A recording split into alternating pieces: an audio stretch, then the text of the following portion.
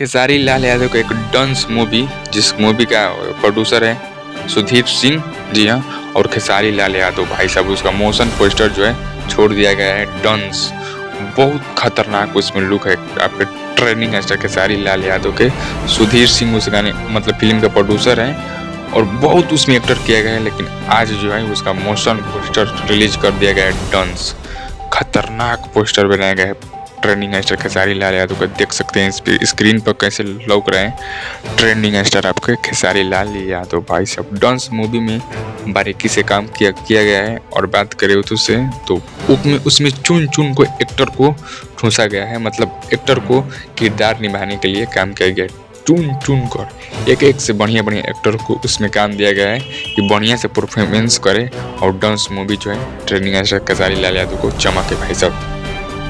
फिलहाल मैं आपको बता देना चाहती हूँ यही कि सिर्फ जो है पोस्टर पर खेसारी लाल यादव का ही फोटो आया है। उसके बाद अलावा किसी का भी अभी फोटो जो है नहीं रिवील किया गया है कि डांस मूवी में किसका फोटो रहेगा। लेकिन इतना तो है खेसारी लाल यादव के फिल्म में डांस में चुन चुन एक्टरों का, जो एक्टर बढ़िया परफॉर्मेंस कर रहे हैं उस एक्टर को उस डांस मूवी में किरदार निभाने के लिए किया गया है।